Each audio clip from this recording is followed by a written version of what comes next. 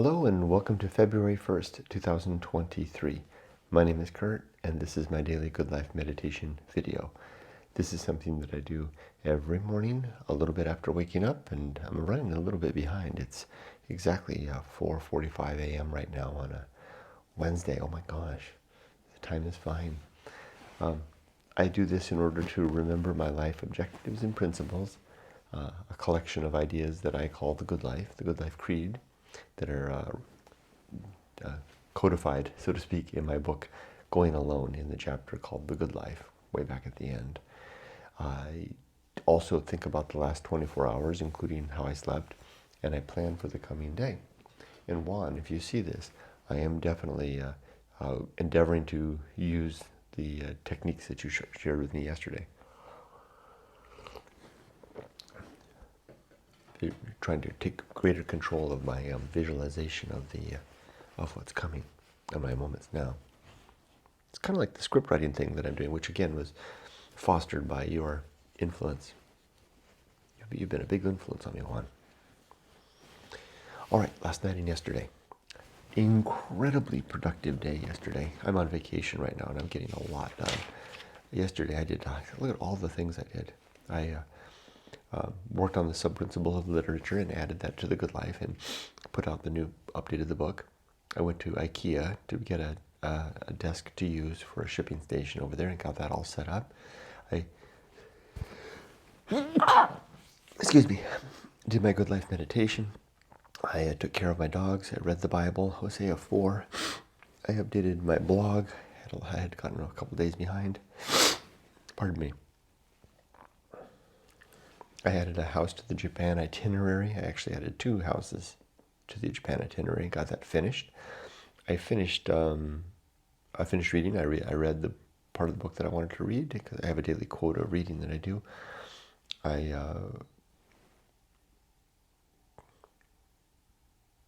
caught up on email. I caught up on YouTube comments. I did that, and I finished packing. I really did finish the packing, and that's it. It was a busy day. Thank goodness. And I've already got 5 things on the list to do today. And throughout all of that, I stayed pretty cool and mellow and calm, and I was script writing all the day, long day long, and getting through all of that. I had a couple of challenging things. I was at IKEA. First one was I brought the IKEA back, and I was assembling the desk here, and I realized I made a mistake, and I actually used some parts in the wrong way, and irrevocably I couldn't pull them out. I had hammered them into the desk. I couldn't get them out without ruining everything, so I went back to IKEA to get two screws that I had used wrong. Wound up in their queue system, using their app, using not the app, but using the web. Very good system they've got. Pardon me. Allergies? Anyway, people around me were all frustrated. I was keeping nice and cool. My back was hurting and my legs were hurting. I endeavored to just walk around. I made a little pace, did a little course while I was waiting for my turn.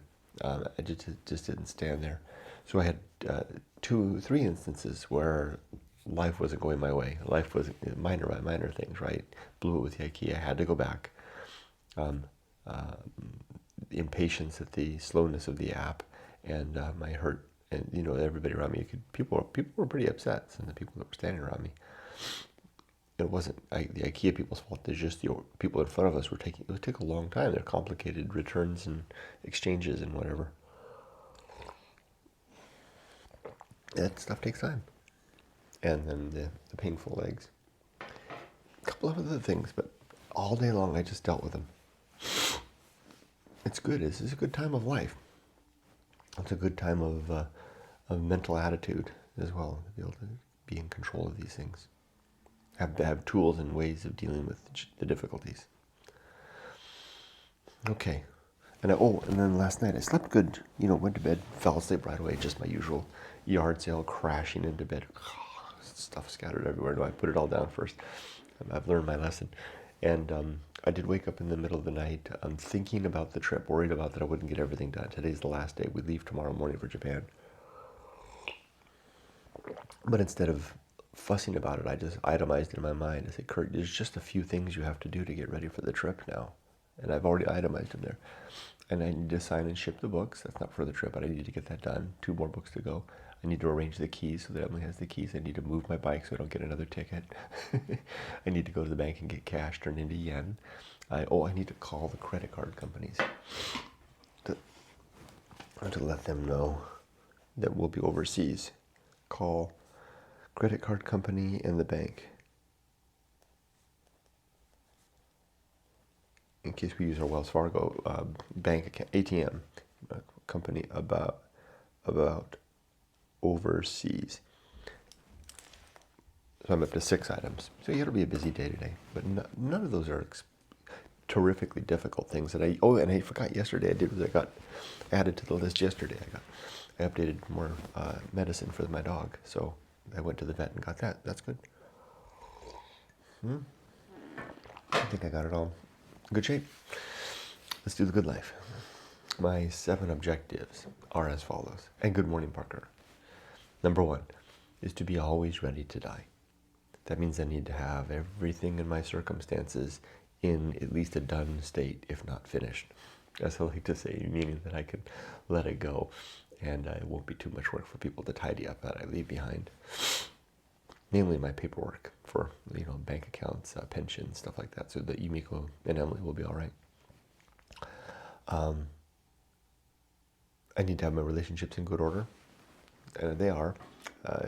Even my mom, to the best that I can make it. And I will call her today. Oh, yeah. Add that to the list. Call mom. 7.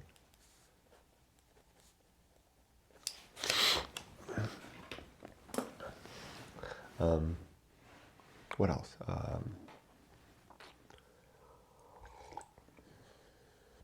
My life's work. The writing of Going Alone, which is done. I keep saying that, but I keep improving. I keep tinkering. I keep finding stuff, right? Yumiko says you're never going to be done. Just call it quits. It's a process editing, never ending. And then the next objective is to make good and effective use of my time, to make sure that I'm being effective and making the day good and squeezing the most that I can out of it. Ocean swims. I need to put that on the list, but that's a given. Number 3 is to develop and maintain good and sound life principles and objectives, which is what I do while I work on the creed, while I talk about it, which I'm doing right now. Next is to cultivate good emotional reactions so that I react well to the challenges and opportunities of the day.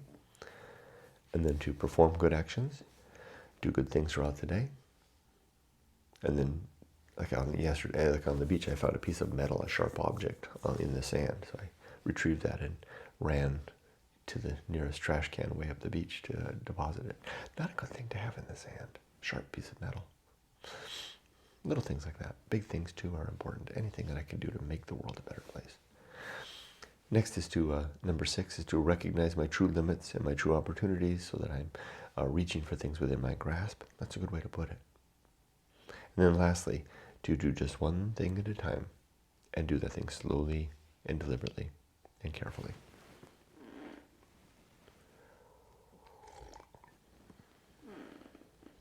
Now my 34 principles. War. To always be fighting against what I think is true and what others suggest I believe is true. 2, reason. The attitude and perspective that I have and the tool that I use in the aforementioned war, which includes the sub-principles of honesty, objectivity, doubt, and humiliation. The first 3 are rather straightforward, but humiliation means that I want to welcome the chance to become humiliated when I discover that I'm wrong, even if it's only a mild thing, although I don't think that humiliation even enters into the picture anymore. Just gratitude, maybe. Humiliation transition to gratitude. That's a good way to say it.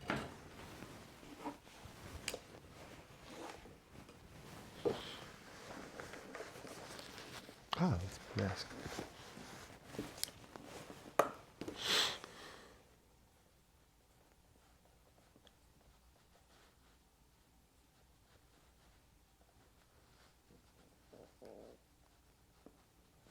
I like that.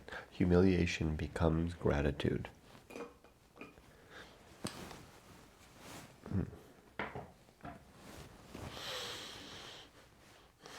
The next principle is the homunculus. I don't believe that I have a soul, but I do have a consciousness. Seems to be the case, clearly right now, at least. And I call that consciousness my homunculus. That gives me the ability to use it in kind of as a literary vehicle. Haven't really used that too much, although maybe I will in my future writing. Maybe I could begin to fold these ideas into the writing. But I don't have a soul, so I'm going to die, and that'll be the end of me. My homunculus, my consciousness is trapped within me. It won't escape my dead body. The anchor hold is basically, I got ahead of myself. The anchor hold is the trappedness, the way that the consciousness is trapped and won't escape. Because like I said, I don't have a soul, and it's not going anywhere. It's just going to be winked out and wiped out forever. Done and finished. That's a good way to say it. Done and finished. That's even better.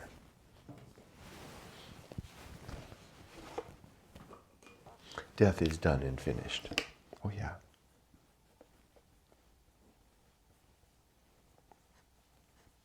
I like that. I should be able to reuse that.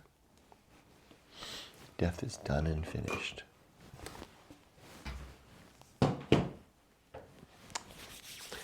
Next comes the home of good and evil.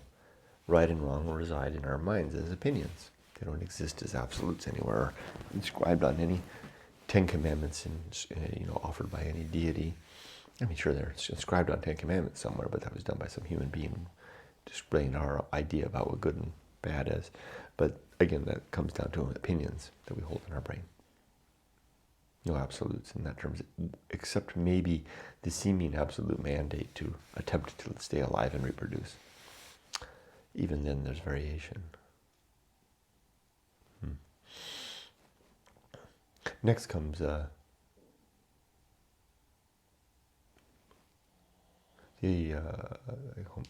purpose. There's the next one. I have 3 purpose in my life. 1 is to be a good husband and father. 2 is to be a virtuous human being, where I strive to improve the well-being of thinking creatures. And 3 is my third purpose is my personal purpose, which is the sharing of my story of going alone and the message of the Good Life Creed. Next comes the atomic principle. Everything is made of bits and pieces, flowing and changing and forever transforming, and so too you and me. Then the principle of nature. Everything has some particular nature, including you and me. And it's good to recognize what that is. And then the pirate ride. I don't think we have free will. I think we're abiding the universe. It seems like we're free. We think we're making the decisions we are, but really we're grossly influenced by the events happening all around us and the universe at large. Then the principle of maturity and the sub-principles of wisdom and fortitude and integrity. Maturity is that state we arrive at when we have the wisdom of our experience, and when the fortitude to do better, and we enjoy the resulting integrity of a life well lived. Of a life lived in alignment with our values. That's a better way to say it, more accurate way to say it. The first way I said it wasn't right. Next comes the social principle. We are social creatures. We need each other, and our best ends are social ends. The sub-principles here are diplomacy, working together; justice, something to work towards; conspiracy, linking arms and making the just city, building the just city. Next comes, after the social principle of family. It's good to have a family, to build a family. It can either be the traditional nuclear type or whatever type you want, as long as you've got your people that you're working with to build a better life, build a better world. Infuse the world with virtue, where virtue, again, is nothing more than efforts to improve the well-being of thinking creatures. Next comes the principle of public speaking, which I recently changed yesterday, so I have to think if I can get it. I think there's like 5 or 6 sub-principles now. These sub-principles are, and it just simply is my reminder to to think and communicate and listen carefully. The sub-principles are best words, cultivating a deep and rich vocabulary. Prudence, to use well, not to use poorly, but to use well. Prudence, the ability to filter our communication through our values.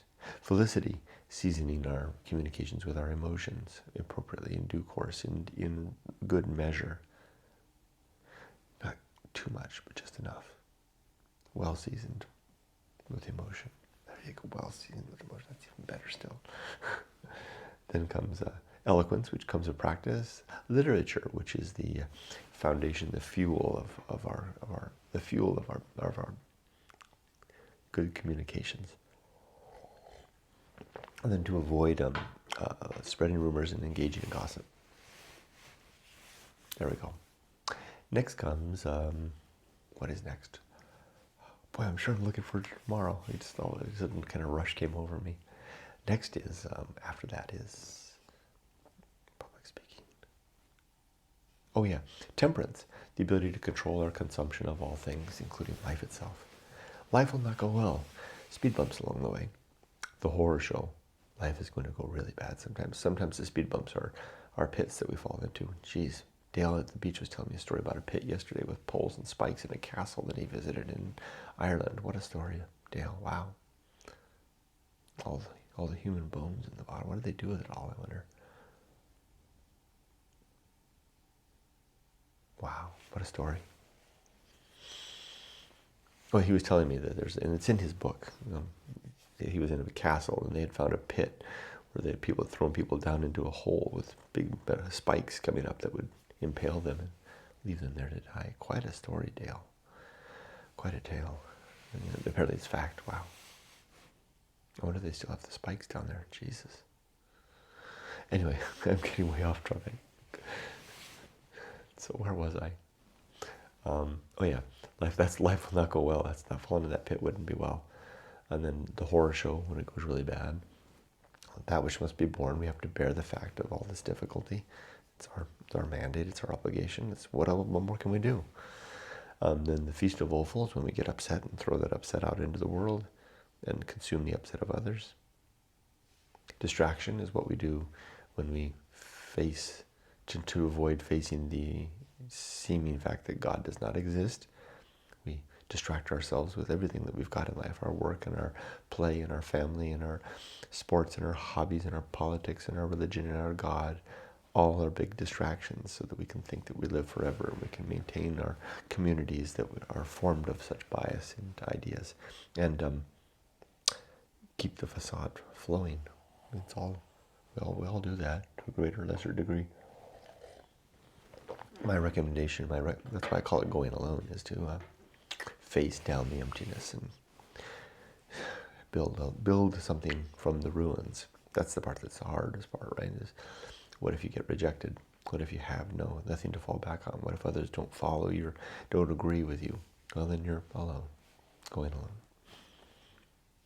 It takes a lot of strength and fortitude and courage to do that, to go that route. Namely also facing down your own fears.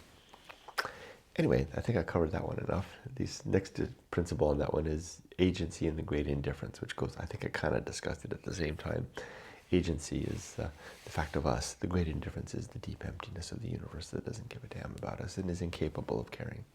That's the awful aspect, the indifferent aspect that we have to recognize to begin, and once we begin the task of building a life built on something true, or apparently true. Next comes the best seat in the house, to be all right with who I am and where I am and what I'm doing. Then, did I skip one or two? I don't think so. Then comes, I think I skipped one yesterday. I just think I missed the season of philosophy, which is coming up. But I get ahead of myself. Coming back. The restless man, that anxiousness that we feel to have an adventure in life.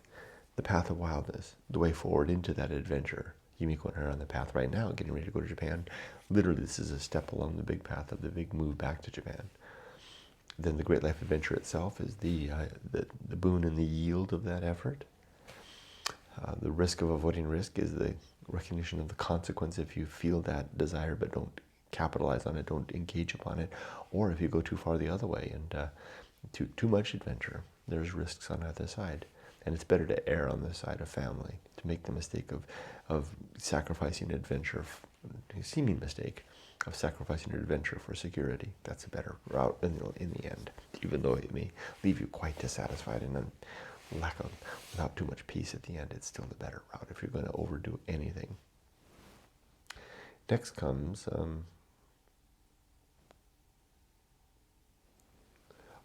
sin and damnation.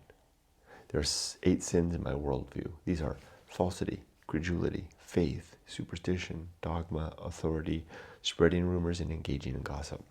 Engage in any of those and we are damned in the here and now. Complete oblivion.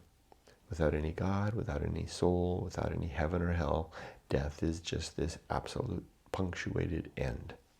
We won't survive, we won't see our loved ones again, we'll have no happy reunion with anybody, no chance to reconcile any differences with those that have passed, and no chance for any final justice to be served or meted out, because there's nobody to give out the justice and nothing will remain of us.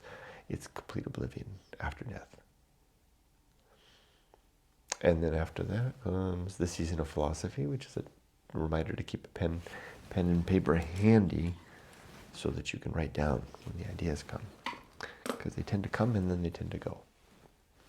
And then the principle of script writing, a mere practice to forecast our minutes, hours, and days ahead in the best light possible, writing the story of our life that we want to live. The bullseye aim is a reminder that the next principle will shoot for the particular target, but we usually miss. That's to be expected. The uphill climb, a suggestion to finish the day at a higher altitude in life than when we finish. So having a more expansive vista. Altitude towards where? Nowhere in particular, just higher, better, more expansive, having more knowledge, having lived better and made the world a better place through the efforts of improving the state of virtue in the world. Okay, arena and utility. Life is an arena for the development of objectives and principles to use towards the improvement of the well-being of thinking creatures. Then comes nothing is enough. Simple reminder towards less. Deep one, that one. That's like dipping your fingers into a deep, deep pool. Ready to plunge in, but not quite ready yet. Then lastly, the principle of fun. A reminder to have a good time, to enjoy today, even if it's hard, even if it's a lot of hard work. There's lots of ways to enjoy the day. Just be great. It makes me grateful for the chance to be alive again. I'm sure I've got pain, my arthritis, I'm getting old, my health is kind of going down. I got a tumor to think about, but I'm still going to have a fun day. And I can remember yesterday and I can anticipate tomorrow. I can look at my dog over there sleeping. He looks so warm and cozy. That makes me happy too. Let's plan the day. So I think I've got it pretty much mapped out here. So I'm going to, well, of course I'll finish this, upload this, feed the dogs, read the Bible, Hosea 5 today. I'll put that down here. Bible, I don't even need to add that, but I'll just add it. So then the things I'm going to do, I'll give myself some breakfast this morning. I'll then sign and ship, I'll do them in the proper order. Keys, move bike, cash, pack, call. I'll just do them in the order. I'll sign and ship the books, I'll do that right away. Keys, move the bike, cash, pack, call credit card company and bank, call mom, and then the Bible, and then my day will be done. I'll go to the beach and go for a swim and call this damn day a day. Oh, and I have some other books I don't need to pack out, but Yumiko said I can illustrate them on the plane or when I get to Japan. She's right. And I'm going to have a good time. Let's do a little script writing. today's going to be a good day. I'm going to enjoy this. I'm going to upload this. I'll type out a little thing to go with it. I'll feed my dogs. Then I'll make a little breakfast. I'll have a little oatmeal this morning.